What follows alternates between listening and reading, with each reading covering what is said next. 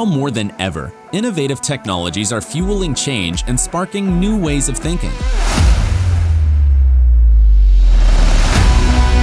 Collaboration between corporations and startups is key to staying at the forefront of these trends.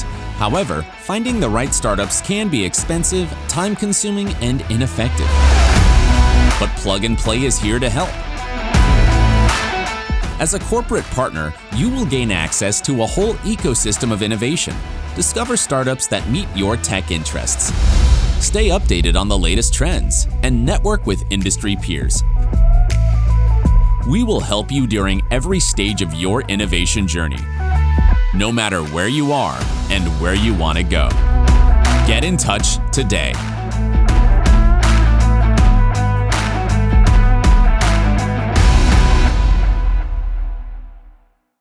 So let's start. So good morning and good afternoon, maybe good evening, everyone. My name is Jamie, and I'm currently interning at Plug and Play, and I will be the host today. And we also have our great friend, Katrine Bridges from Topeka, to be the co-host with me. So first of all, thank you so much for joining with us on the Women in Egg panels. It's such a pleasure for me to be introducing our speaker today, and who is going to walk us through their farming journey and how that helps inspire more women to make a difference in agriculture. So without further ado, I'm pleased to welcome Dr. Pam Marone from Marone Bioinnovations. Together with her team, she started a 3 successful company that's bringing eco-friendly pest control products to the farmer. So Pam, let's get started. Yeah, so I, after graduate school with a degree and PhD in entomology, the study of insects, I worked for Monsanto for 7 years, head of insect biology, and fell in love with screening microbes, looking for natural products, and did that my whole career.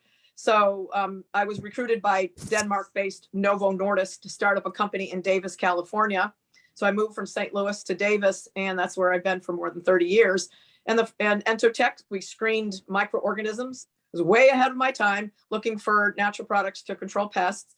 Then they sold us to our largest competitor. That was called Entotech, that company. Then I started up AgriQuest, which was raised $60 million in venture capital, almost got it public, but unfortunately filed for the offering August 3rd, 2001, and then was flying to the World Financial Center and World Trade Center, where the lawyers for the deal of our bankers, Merrill Lynch, were residing. And on September 12th, 2001, that never happened. Didn't get the IPO because of that. And then an investor took over the company and crammed down our equity in a tough time and wiped out my founder stock. So I started Marone Bioinnovations in 2006. A few years after I left AgriQuest, it was sold to Bayer Crop Science for almost $500 million.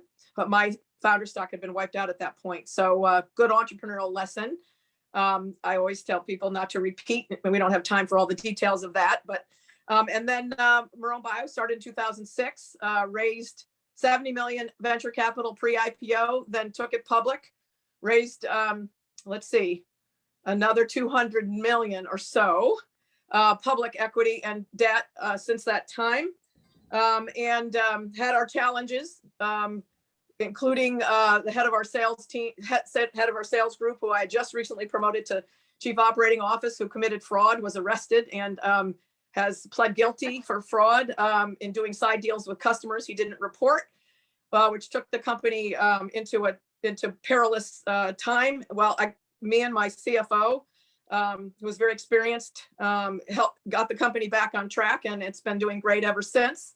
I retired as CEO a year ago, and I'm still on the board and advising the company, as well as its largest shareholder, Osprey Ag Sciences, and I am advising many different startups, most of which are founded by women.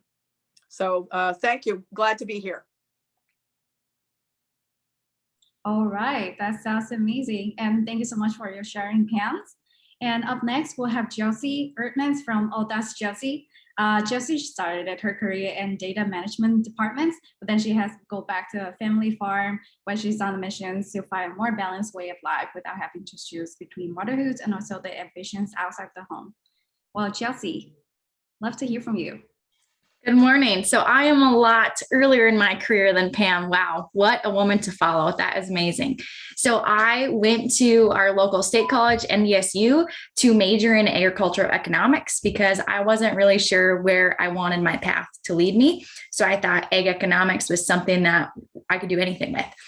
So after 2.5 years, I graduated with my bachelor's degree and was offered a job at our local John Deere dealer, where I started a data management department and then scaled that, grew it, moved up the corporate ladder, every girl's dream. And it wasn't filling my cup the way that I thought my cup needed to be filled. It just so happened at that time, my grandparents decided to mostly retire from the farm. So I had the opportunity to rent their land as well as buy other land. And I have been home at the farm since 2018, where I now farm with my parents, my one brother, my mostly retired grandparents. They live at the farm, so they're here every day, which is the biggest blessing of family time. And I bring my 2 kids along because I was breastfeeding and it just sounded like I could bring a baby to work. That would work fine. And they never left. I have a 2.5-year-old and now a almost 1-year-old here at the farm with us. We grow soybeans, corn, seed oats, which all goes to cattle feed. And then we also grow pinto beans. So the next time you are in the grocery store going to make soup or chili or any dish that has pinto beans, that came from us. That came from our family. So think of us the next time you see that. Something to talk about, Pam mentioned pest control, is there have been many trendy articles written. There's many trendy videos circulating the internet about what direction agriculture should go. And something I'd like to leave you with today is that our situation is unique. Our area in the world is unique. So the choices that we make here on our farm, they come from a place of research, innovation, trial and error. What we do here works for us where we're at now because of our unique situation. And not everything going on in agriculture can be applied to every farm across the country. I didn't mention our cattle. We also have cows because we think that that is a nice complement to crops, where we run cattle on our fields after the crops have been harvested. So we do things a little bit differently than a traditional ranch that you would see filled with grass as far as the eye can see. And the last thing I'd like to leave you with today is our farm in our area is not super large. We are medium, we are average, but if you would look at social media and search the hashtag farm life, you will see gardeners, homesteaders, small family farms getting started. And that is not what this is at all. We support 6 families every day. So I would say that we could be termed as a factory farm. You could look at what we have here, our processes, our strategies. We're clicking along as a business managed and worked by our family. So thank you very much. It's nice to meet you all, and I can't wait to answer your questions. Wow, that is just wonderful. Like just hearing all your sharing and also like how you start your business and everything. So yeah, thank you so much for your sharing again, Chelsea. So up next, we'll have Dr. Fatma Kaplan from Ferronims. Fatma has dedicated her lifelong career in the future of our clothes with her innovations as a CEO and also the co-founder of Ferronims. So the stage is yours, Fatma. Hi, everyone. I'm the founder of Ferronim. We use pheromones to control agricultural pests. And I come from a farming family. My grandparents were hazelnut farmers. So I know from firsthand how much pest control can make a difference in their harvest. Then I went to College of Ag and graduated as agriculture engineer. After that, I came to United States to do my PhD, and I have a PhD in plant molecular and cellular biology. Then I did a postdoc in chemistry, where I identified biologically active compounds from microscopic roundworms called nematodes. Many farmers are familiar with the nematodes that attack plant roots. And at the USDA, I learned that there are good guys too. The good ones actually attack insects and they're used commercially. So when I was at the USDA and I thought I could get a faculty position and bring this technology to the market, because pheromones from insects are effectively used for insect pest control. And when I identified the sex pheromone from microscopic roundworm at that time from Model Nematode, and I thought this had a huge potential in agriculture. So I applied to 150 or more a faculty position. It didn't happen. And I thought, well, what are the other ways I can actually bring this technology to the market? And I thought, okay, my next step is the big companies, the ag companies, they're developing solutions. And it turns out that they didn't really need all that much R&D scientist PhD either. And I keep thinking, how can I bring this technology to the market? Farmers could benefit. Then my third option was entrepreneurial approach, which I never actually intended. And I know how farmers' life was. It's very much like entrepreneurial. It has a lot of risks. So that was the last choice ever. But I knew this technology had a big promise, so I had to bring it up. So that's my entrepreneurial journey started. So startups are very different from the farm. With the farm, you have a product, like Chelsea said, when you see pinto beans, it is coming from her farm. And when you think of hazelnut farms, think about my family. Currently, my mom took part of the hazelnut orchard, so she's growing the hazelnuts.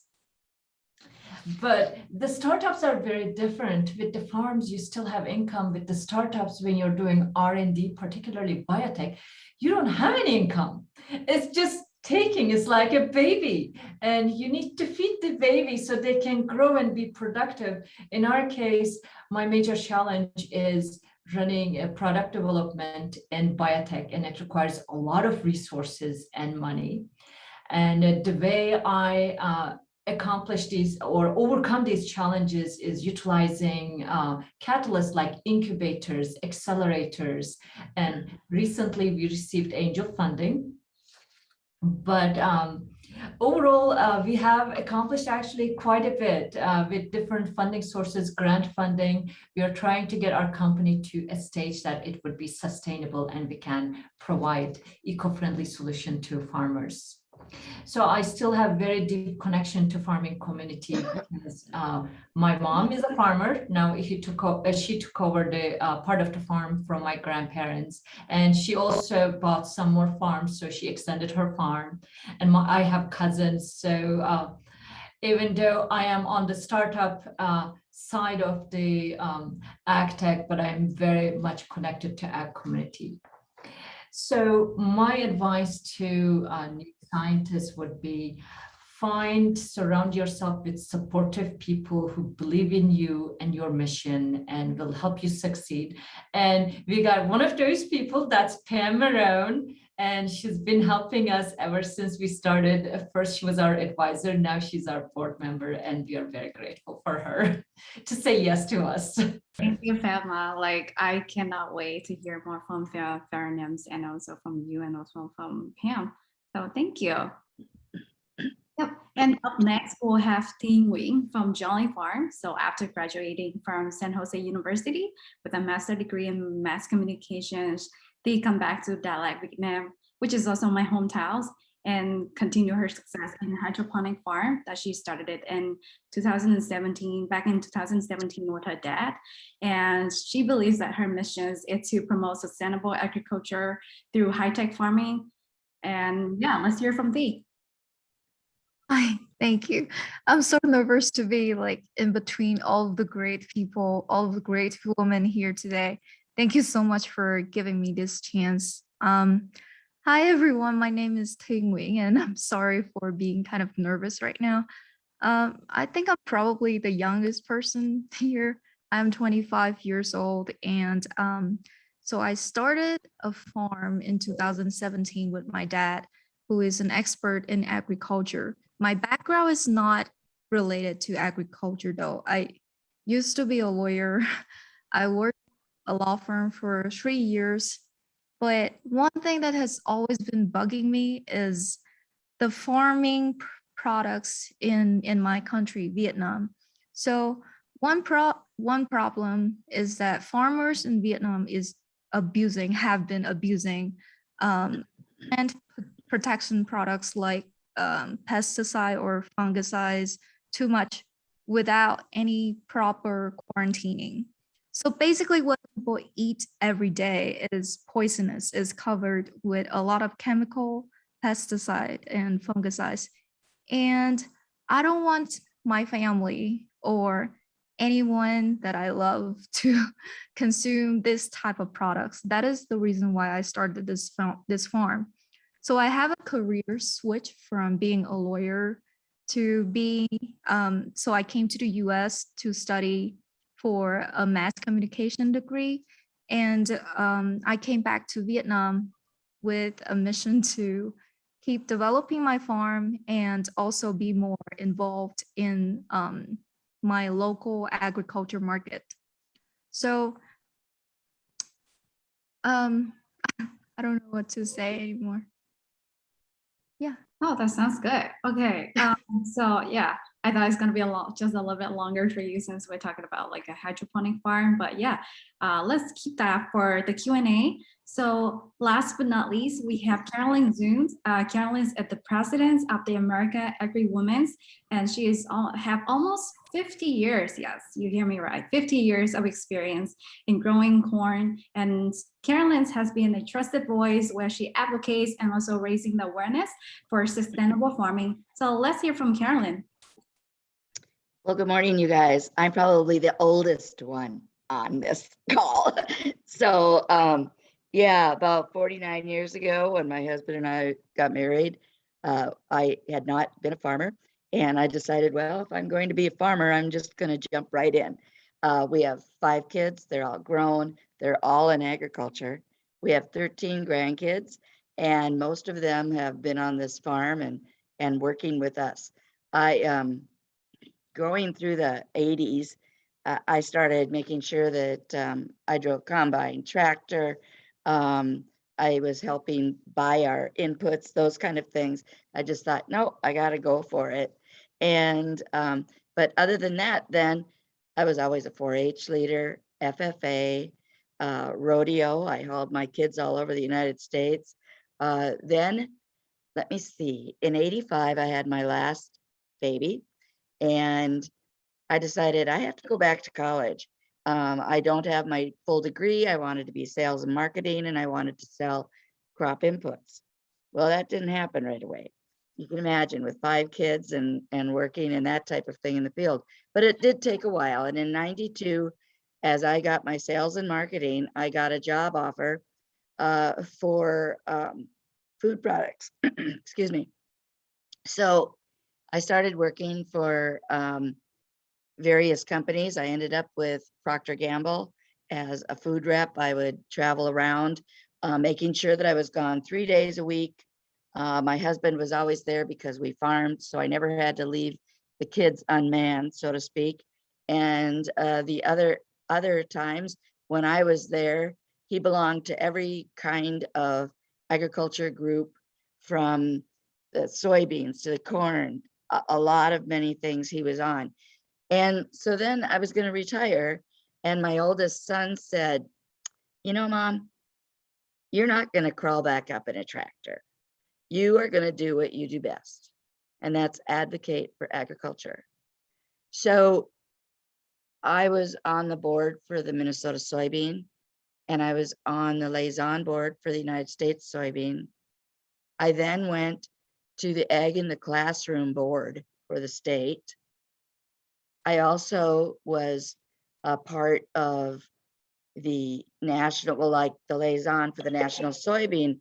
I actually was on the committee to come up with the Common Ground Project, which is, of course, what we used in North Dakota. They didn't have anybody to start it up, so I helped start it up. I went to NDSU, got the women involved in the Sigma Alpha there. And people say, well, this is North Dakota. And I say, yeah, but they didn't have anybody. I just lived 40 miles to the east of Fargo. And then I went to NDSU, and 3 of our children went to NDSU as well. From there, with the soybean growers, I was appointed and then voted to be on the Northern Crops Institute board, which I was wondering, this is the part of being a woman. How am I going to react? Am I knowledgeable enough to be on these type of boards when it's mostly a man? You know, they're surrounded in that direction. And I was scared.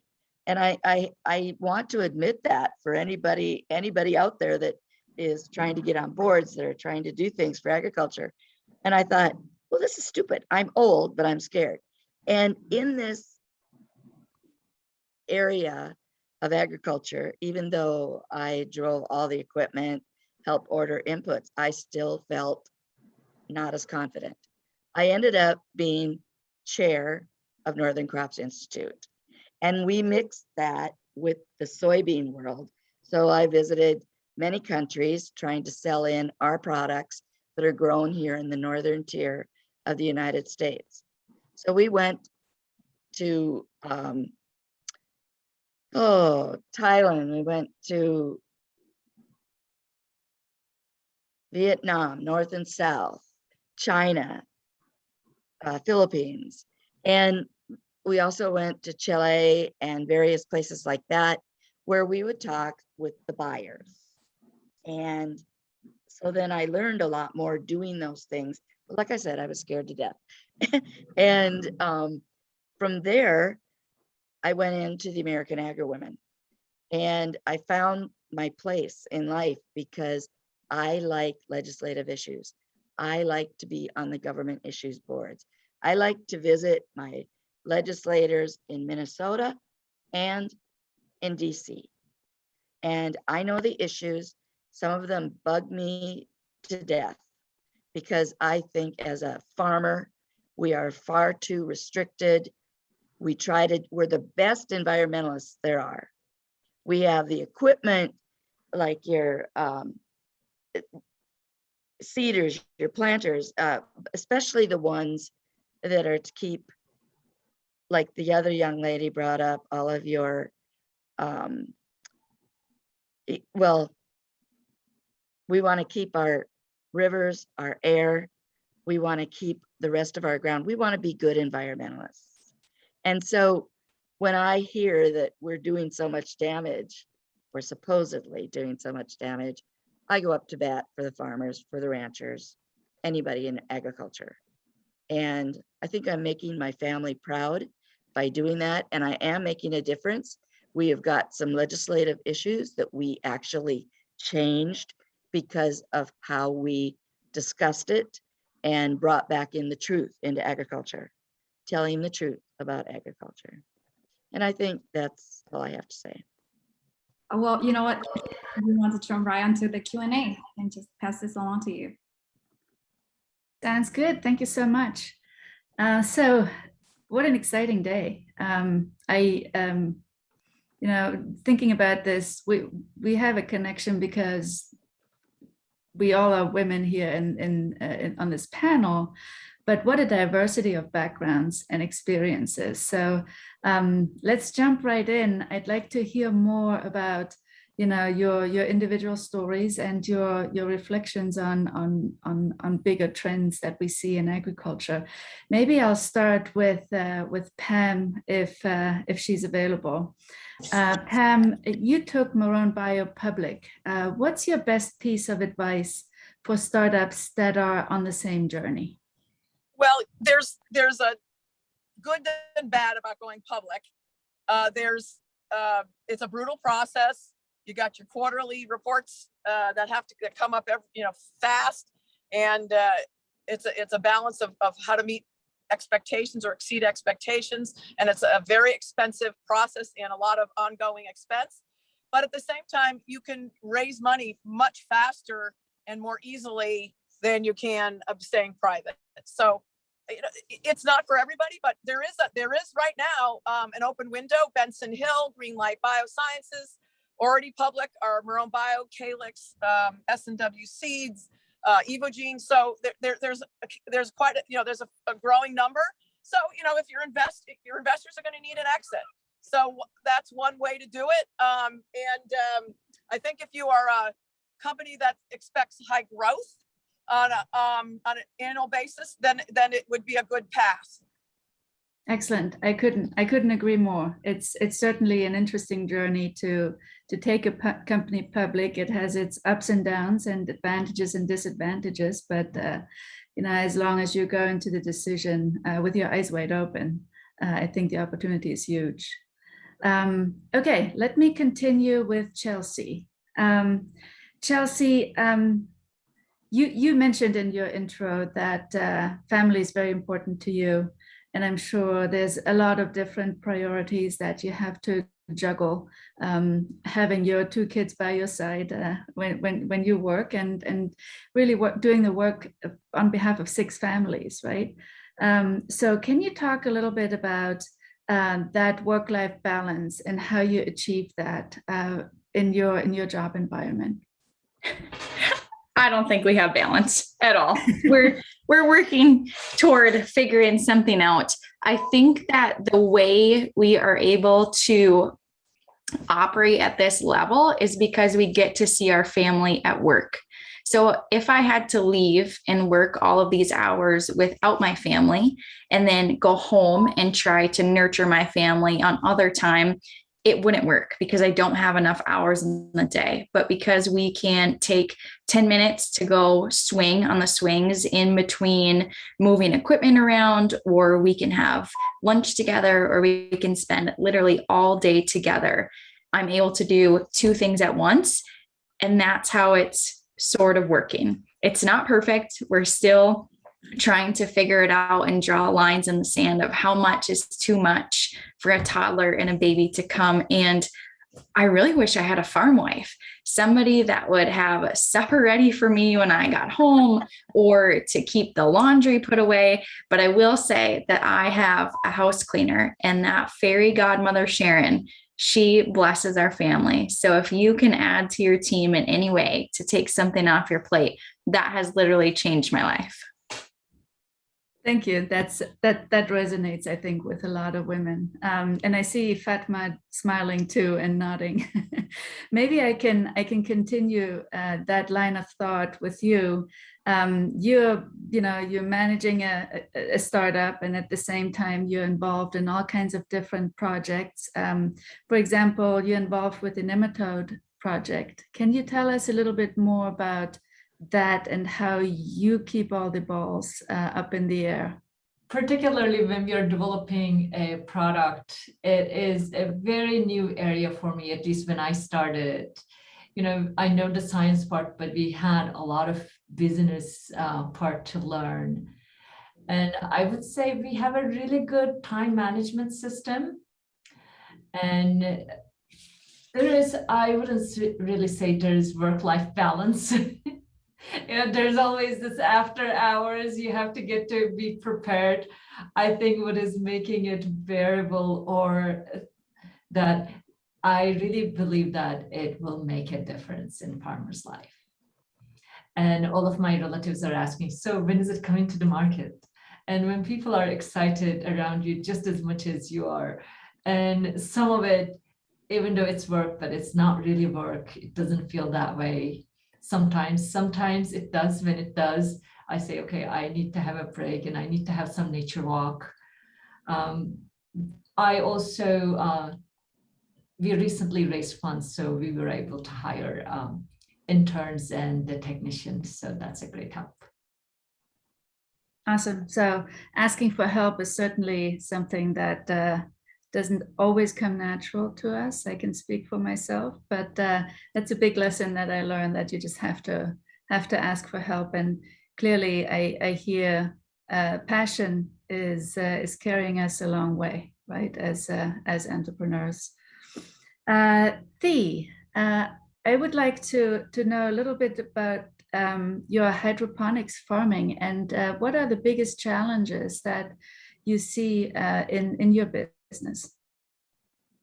I think the two problems should be production problem and the selling problem. So for the production side, I am not the engineer of my farm, but I understand at the beginning of like starting a farm, you have to learn everything about how to grow a plant, how to grow a vegetable.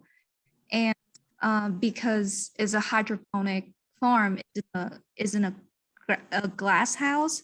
So you technically have to manage all the factors that affect the plant, including light, temperature, nutrition, and everything.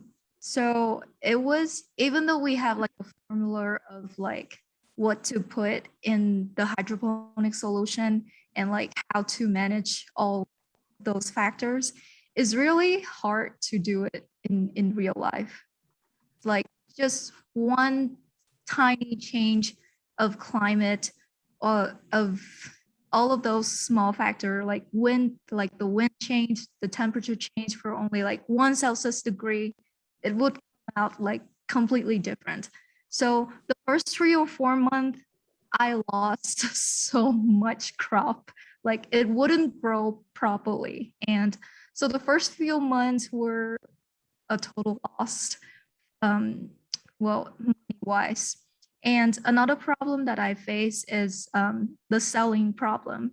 So hydroponic products is really, really new for Vietnamese consumer. So in Israel or in Japan or Australia, you might see hydroponic products everywhere, but in Vietnam is really new. And whenever people see something new, they have the tendency scared to be scared of the products. So there are a lot of myths about hydroponic farming products being poisonous or being very like chemical based and very like industrial. Is they consider it like an industrial product, not an agriculture product. And I have to find a way to educate consumers about like hydroponic products, and that's also something challenging for me, I think. Very interesting perspective. I'm going to open it up to the panel, and maybe you have something to add to that discussion. I'm sure each of you is facing different challenges in your production that prompt changes that you need to make. Thi just mentioned changes in temperature when she lost a lot of crop, or consumer understanding of her product. What other challenges have you been tackling and hopefully overcame? I can pop in on this one. So getting biologicals adopted in a market that is chemically intensive and is mostly chemical pesticides, a $60 billion market, and then 3.5 or 4 billion, maybe 4 billion are biologicals. So although they're growing faster than any other segment, it's still a challenge to get adoption. So because they work in a different way, they have unique modes of action. There's a lot of grower education that's required, and that's critical. And a really lack of awareness, and survey after survey shows growers still don't really understand the category. They're learning, they're more positive, but they don't really understand the category. So to gain adoption, I spent a lot of time on grower education and unique ways to reach the grower and then pull it through the distribution channel. And I did that for all the companies, others in the space know that as well. Thank you, Pam. We lost you for a little bit there, but I think we understood the major points that you were making. Maybe I'll throw it back to Chelsea a little bit. Have you made any major improvements or changes in your workflow since you started your farm? I came back full-time to the farm in 2018, and my brother had been here the year prior. My dad and my grandpa have been farming together since my dad started in 1988. So I would say that growing up, I was always looked at as a person to come to the farm. We were never boys or girls. We were always welcome to come as people. But as a young farmer to come home, there was not like, hey, Chelsea, what ideas are you going to just turn the farm upside down with this next year?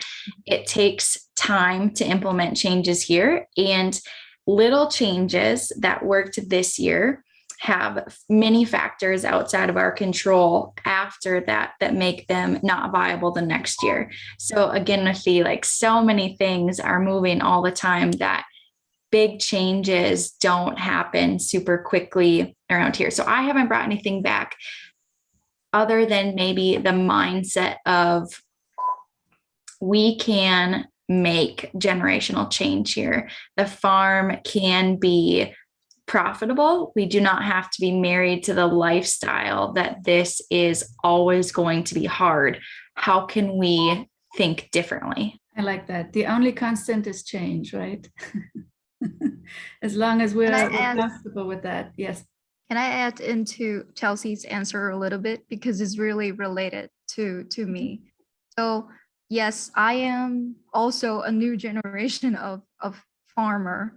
And so usually in my country, you would sell the farming products to a wholesaler and then they would do all the retail work for you. But what I do with my farm is that I use social media, including Facebook, Instagram, and TikTok, to sell directly to the consumer instead of going through a middleman. And that not only helped boosting the brand of my own farm, but also helped me to connect with the consumer, understand the consumers better. And is so therefore that make the process of like educating people about my product a lot easier. And I think it's something different that my generation have been doing that is different from the older generation. Dee, maybe I can ask you a follow-up question to that. How did you decide to start your marketing campaign on TikTok? So what I do on my TikTok is not actually selling the product of my farm, but my intention is to sell the farm solution, which is like the whole hydroponic system. I sell the whole system to whoever who want to become a farmer and looking for like a sustainable and easier way to farm instead of the traditional way of farming. So what I do on my TikTok is sharing information about hydroponic farmings and how useful it can be and how it can help overcoming a lot of challenges for a Vietnamese farmer. And I understand, because my background is in mass communication, I understand how to use social media. And TikTok right now is a really popular platform. And the way that TikTok works can help you boost your whatever message you want to boost with a very, very low price, almost free. That is why I choose TikTok. And also, the generation that I am targeting is also people of the same age or in a similar age range as I am. So that is why I decided to use the platform. That's awesome. I think we can all learn a few lessons from you in finding new ways of getting your message out and educating the consumer. Fatma, I'm going to come back to you. Can you talk to us a little bit about what barriers or obstacles have you encountered, if any, by being a woman in biotech, building up a business, and growing it? You talked a little bit about your road to becoming an entrepreneur after trying the academic route and the corporate route. Now that you landed in biotech with your company, are there any barriers that you perceive? Oh, yes. Being a woman is just by itself a challenge. It's a lot harder for us to raise funds. And having PhD is really, it's almost, in one way, it's really great. And when you say, hey, I'm chief science officer, everyone say, hooray, and we got a PhD. And when you say you're CEO, it's like all of a sudden, oh, you're not a business person, or you don't know the budget. Well, we do. It's all of the credentials you have to show that you actually understand and you can raise funds. So those things are not immediately attributed to you. And if you're a male, it's like, oh yeah, you know what you're doing, versus in our case, we have to justify, yes, we can raise money, we know what we're doing, and here's a path we're going to follow. So the questions sometimes might be very different. It's more on the like, oh, if I invest in you, I might lose my money. It's more on the preventative as opposed to, oh, here's an idea. Here are the things you can do, more on the big, large-ended, what else you can do, versus the questions are very different. So you have to be really on top of it. at the same time, in my case, I actually had a really good skill with grant writing. So I had several different plans. And for fundraising, I would say fundraising is a major challenge. And second is my company is biotech. It has an inherent barrier because of the infrastructure. If you don't have an infrastructure, it's really hard to get in. So I had to look for incubators, accelerators, and business mentorship was really handy. It wasn't actually had a infrastructure like to do experiments, but it allowed us to get to know people in ag industry. That's actually how I met Pam. It was California Life Science Institute. They had a mentorship programs called FAST, or Fellows of All-Star Team Business Mentorship Program, where she was providing advice. And then I decided to stick with her. The program ended, but I didn't let her go. And Pam, luckily, was very helpful and very supportive of women, and I thought it was very luck. So there are several other business mentorship programs. I keep my connections, and if I see a good mentor, I don't let them go. But I would say the infrastructure was a major challenge to do the actual work because it requires money. Second would be fundraising.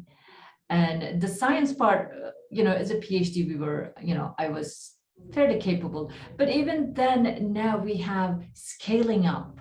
During PhD, we learn how to do science. That is not a problem. Then the scale up and the field trials, it's constantly getting into the territories that you don't have expertise. It's like, oh gosh, this is really out of my comfort zone. What do I do? And making relationships and forging new relationships. It's a little scary. Like Carolyn said, there are times and you get into a place that you're the only woman, you get intimidated. Doesn't matter how much experience you have. It's like, it's the environment is very different, and the way you interact with other women entrepreneurs versus the others are different. And the other challenge I would say is, I think I talked quite a bit, it's not having enough role models. Pam is, I was reading in a business journal, one of the 22 entrepreneurs who brought their companies to IPO since I think 1960s. It's only 22 women. We should have had a lot more. And having women, when you get into a room, a lot more, it makes a big difference. And you see, it's like, hey, here is somebody else like me who made it. And you ask them their challenge, you all of a sudden have a guidance and a person who can guide you and tell you, here are the challenges, here's how you can overcome. So we don't really have enough role models and enough women in the position of the CEO that we can actually cling on to.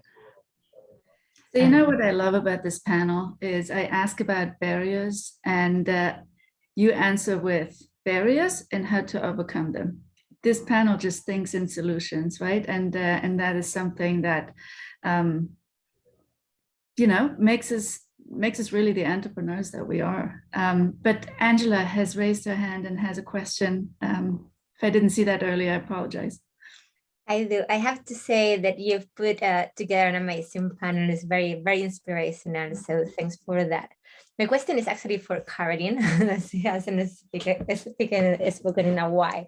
And my question is, you mentioned about how scared you were about, leading all this group of men. And I wanted to ask you, how did you overcome that? And how did you, or when did you feel confident that you own the room? And what advice do you have to women such as me, for instance, that we are trying to demonstrate our leadership?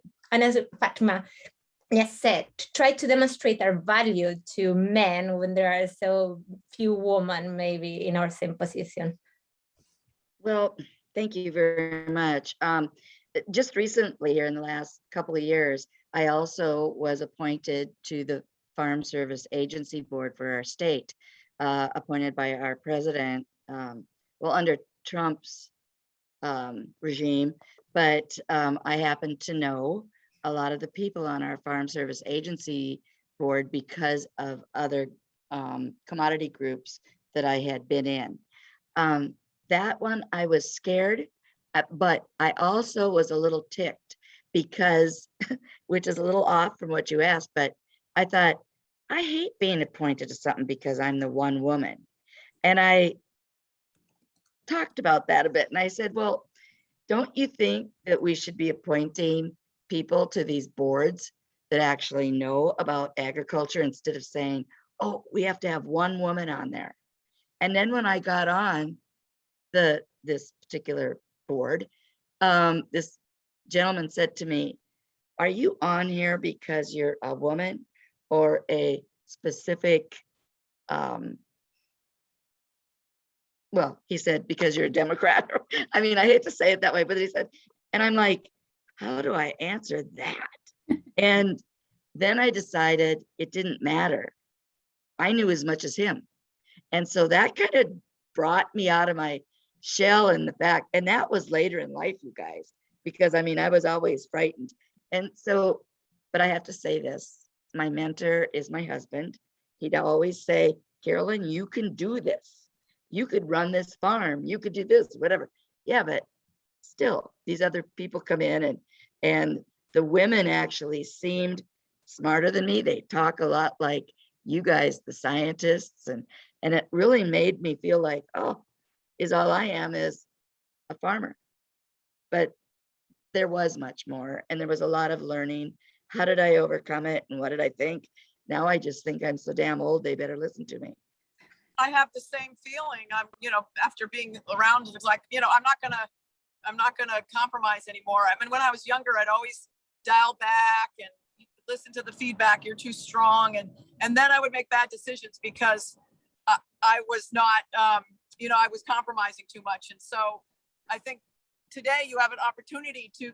I always, what kept me propelled forward without fear was the mission and the vision, and that's what it means to be an entrepreneur.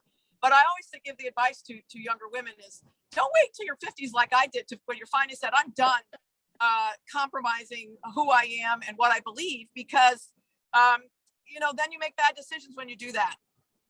And if I can ask a follow-up question to that too, you talked about, the perception that you felt, others have about women in agriculture. Is there anything else that's different for women in agriculture that from your perspective and, against your experience that we want to highlight here? I would just like to say this, that all of us are raised in another era. All of us are raised in different communities. In the community where, well, I was raised in California, not even here in Minnesota. So I had a whole different, when I got married, it was a whole different thought process. But I found that in my own community, there wasn't women just like me. They were still the women who, like Chelsea said, someone come and cook for me, come and do this or whatever. And I did that as well as working on the farm with the machinery, combining.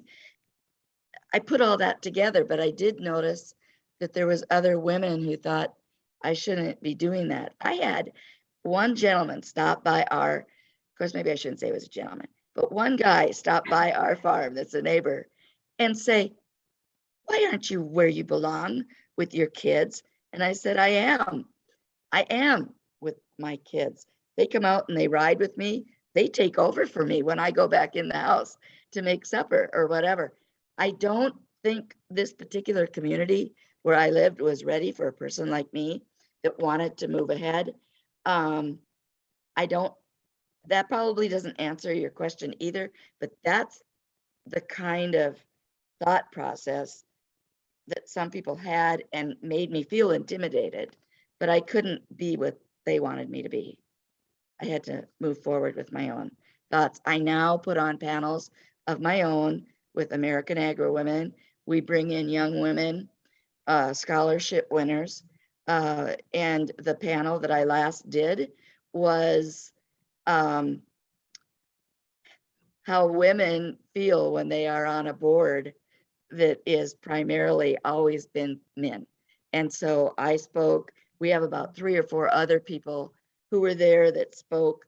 They're American Agri Women members, and they all came from a different background, and they all were on boards and panels, not just agriculture boards, but all kinds of boards. And so that's what I try to promote. That's my job now. And so I hope that answers it.